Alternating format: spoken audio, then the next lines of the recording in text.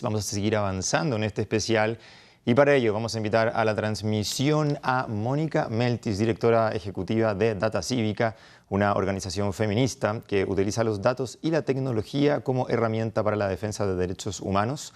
Una ONG que se fundó en el año 2015 y que para estas elecciones publicaron un documento llamado Votar entre balas y que entrega alarmantes cifras respecto de la violencia electoral en México. Estamos contigo, entonces muchas gracias por estar con nosotros en este especial de México. ¿Qué tal? Buenas tardes. Muchísimas gracias por la invitación. No, gracias a ti también por estar aquí con nosotros. Quiero comenzar preguntándote por una cifra. Hablemos de cifras ya que en este estudio también podemos ver bastantes. El INE, el Instituto Nacional de Estadísticas, reveló que el 61% de los mexicanos se siente inseguro. ¿Cómo crees tú, y según los estudios que han hecho, que se puede revertir esta tendencia? Pues bueno, creo que es una pregunta compleja, o sea, hay que empezar a entender que lo que hemos observado nosotros, digamos, en los últimos años, eh, es una tendencia que ya lleva varios años, ¿no? O sea, es decir, está la violencia, se declara la guerra contra el narcotráfico con la administración del presidente Felipe Calderón, y a partir de eso, digamos, ha venido habiendo eh, una transformación de la forma en la que los grupos de crimen organizado están trabajando, ¿no?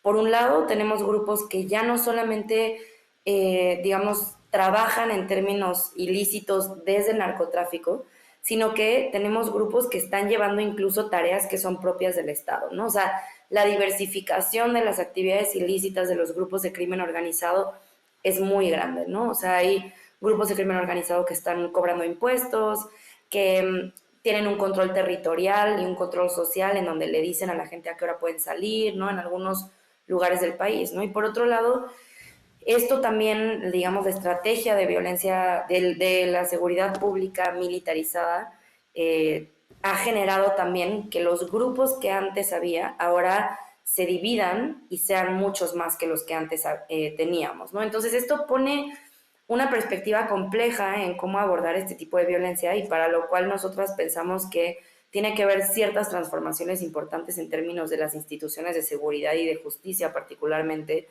en donde las relaciones tácitas o las redes de protección, ya sea explícitas o implícitas, por parte del Estado hacia grupos de crimen organizado, tienen que irse desmantelando. Ahora, esto es complejo en un país en donde todos los partidos políticos han estado involucrados en este tipo de violencias por parte de los grupos de crimen organizado hacia los candidatos y candidatas, sin que eso signifique que necesariamente haya una colusión, pero sí hay, digamos, pocos incentivos para que los partidos políticos levanten la mano y digan, nosotros no tenemos a nadie en nuestras filas que están coludidos y tengamos una transformación de cómo podemos empezar a trabajar desde una perspectiva de seguridad que desmantele justamente estas redes de protección que tienen con los grupos de crimen organizado, ¿no? Y esto pues hace que sea una perspectiva compleja, pero que sin lugar a dudas tiene que abordarse desde nuestra perspectiva,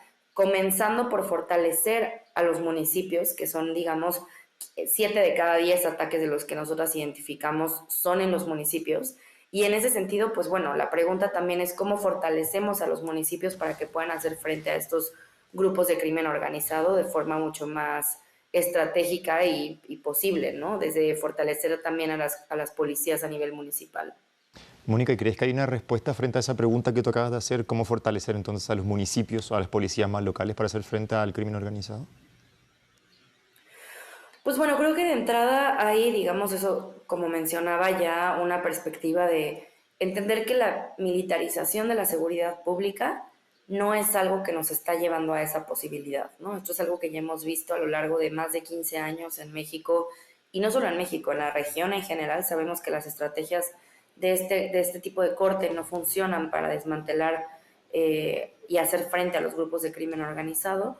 Pero por otro lado, creemos que también es muy importante poder fortalecer a las policías, es decir, la estrategia de militarización de la seguridad pública no solamente apuesta por una militarización del espacio público, sino que también apuesta por desmantelar y debilitar de forma importante a los policías a nivel municipal, que en Votar entre balas en nuestro estudio hemos documentado que son de las personas funcionarias públicas más atacadas por parte de los grupos de crimen organizado. Y aquí también hay muchas pistas sobre cuáles son las formas en las que los grupos de crimen organizado están buscando influenciar este tipo de decisiones de política pública, pero específicamente en el tema de seguridad, ¿no? Entonces, sí creo que estas dos claves son importantes. Y por otro lado, tener un trabajo que esté destinado a tener un mejor control de armas de fuego en el país, creo que es algo urgente y de lo cual se ha hablado poco también en estas elecciones, ¿no?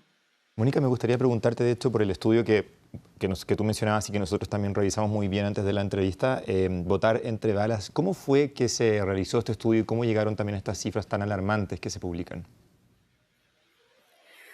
Pues justamente empezamos a identificar, digamos, que hay ciertos procesos que nosotros llamamos de gobernanza criminal, ¿no? En donde básicamente los grupos de crimen organizado están buscando influenciar la toma de decisiones políticas sobre cómo se gastan los recursos, cuáles son las políticas públicas para seguridad, para economía, ¿no? Y en ese sentido, eh, han estado buscando influenciar. El momento de las elecciones es un momento importante, ¿no? En donde suceden este tipo de renegociaciones con los grupos que están entrando a tomar el poder, y se busca influenciar la esfera de la política, de la política, ¿no?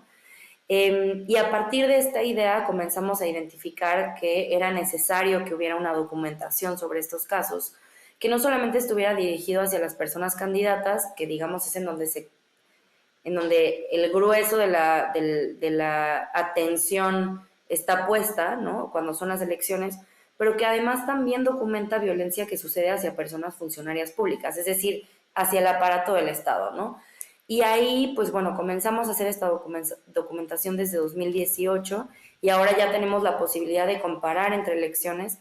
Particularmente nos interesaba que esta fuera una base de datos y una herramienta pública y accesible, que si bien hay otras herramientas que tienen este tipo de intención de medición, la realidad es que no son públicas, ¿no? Entonces nos parecía muy importante que pudiera haber un recurso pues accesible para la ciudadanía para poder tener esta documentación que nos permita después identificar justamente cuáles son las formas y las consecuencias de que los grupos de crimen organizado estén buscando influenciar la toma de decisiones políticas en el contexto de las elecciones y en los tiempos posteriores a las elecciones, ¿no?